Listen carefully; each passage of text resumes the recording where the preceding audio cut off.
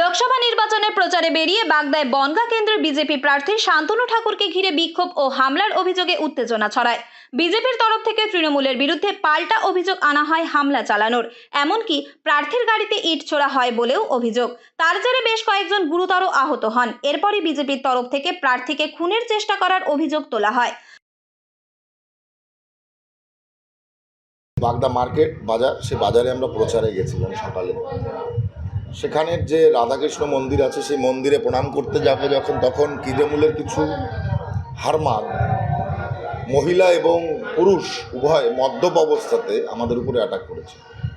আমাদের মা বোনদের মাথা ফাটিয়ে দিয়েছে এবং রীতিমতো তারা গালিগালাজ করছে, রীতিমতো হামলা হচ্ছে। ওখানে একটা খণ্ডযুদ্ধ টাইপের হয়ে গেছে। আমাদের লোকরা তো ডিফেন্স করবে। আমি শুধু এইটুকু বলতে চাই সাধারণ মানুষের কাছে, বাগদার সাধারণ মানুষের কাছে, যে একজন প্রার্থী প্রচারে গেছে, তাকে সেখানে বন্দুক, লাঠি, সোটা সমস্ত কিছু এনে তাকে ভয় দেখানো, খুন করার, তাকে হুমকি দেওয়া, এগুলো তৃণমূলের এই যে অপশাসন, অন্যায়, এটা টিএমসি জবাব পাবে। তার জেরে বেশ কয়েকজন গুরুতর আহত হন। এরপরই বিজেপির তরফ থেকে প্রার্থীকে খুনের চেষ্টা করার অভিযোগ তোলা হয়। পরিস্থিতি সামাল দিতে রীতিমতো হিমশিম খেতে হয় পুলিশকেও। পুলিশের বিরুদ্ধে অভিযোগ তোলা হয় বিজেপির তরফ থেকে। যদিও ঘটনাস্থলে থাকা বিক্ষোভকারীদের অবশ্য বক্তব্য অন্য। আমরা তো বিক্ষোভ দেখাতে আসিনি। আমরা যা শান্তনু ঠাকুরকে ভোট দিয়ে জিতিয়েছিলাম 5 বছর, 5 বছরের মধ্যে ওনার সঙ্গে আমাদের কোনো দেখা হয়নি। উনি বাগদাতে আসেনি। এত বড় আমফান গেছে, এত বড় করোনা গেছে, মহামারী গেছে, উনি মতুয়া কার্ড বলে ভুয়া দিয়ে আমাদের কাছ থেকে টাকা তুলে নিয়ে গেছে। উনি কোনো উন্নয়ন করেনি। আমরা শুধু দেখা করতে এসেছিলাম, আমরা শুধু জানতে চেয়েছিলাম। তাইতে উনি যেসব গুন্ডাদের নিয়ে এসছে, আমাদের প্রত্যেকটা মেয়ে ছেলেকে মেরেছে। আমরা তো কোনো দলের থেকে আসিনি, আমরা তো কোনো সিম্বল হাতে নিয়ে আসিনি।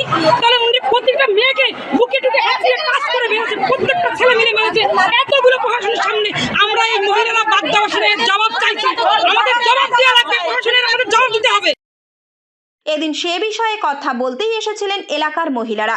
শান্তনু ঠাকুর বিজেপির গুন্ডা বাহিনী দিয়ে এলাকার নিরীহ মহিলাদের ওপর আক্রমণ করে ভোটের আগে বাড়তি নজর কাড়তে চাইছেন বলেই দাবি জানান আক্রান্ত হওয়া মহিলারা। সেই মহিলাদের বাঁচাতে গেলে পুলিশের সঙ্গেও বাধে বচসা। রাজনৈতিক রং চড়াতেই তৃণমূল আক্রমণ করেছে বলে ছড়িয়ে দেওয়া হয়। যেরকম একটা ঘটনা ঘটতে পারে, এরকম ঘটনার ফোন বিভিন্ন জায়গা থেকে আসছে যে এরকম পরিকল্পনা হয়েছে।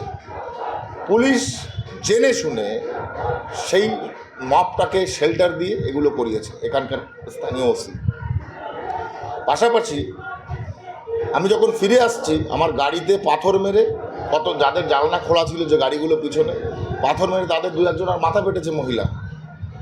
আমরা যে কারণে সেখানে অবস্থান বিক্ষোভ করেছি, পুলিশের এগেনস্টে আমরা অবস্থান বিক্ষোভ করেছি। পুলিশ থাকা অবস্থাতে পাথর মেরে সেখানে প্রার্থীকে জখম করার চেষ্টা এবং মার্ডার করার চেষ্টা, আমি মনে করি এই সমস্ত বাংলায় অপসংস্কৃতি বেশি দিন টিকবে না।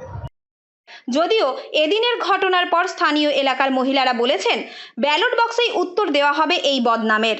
উত্তর 24 পরগনা থেকে রুদ্র নারায়ণ রায়ের রিপোর্ট, লোকাল 18 বাংলা।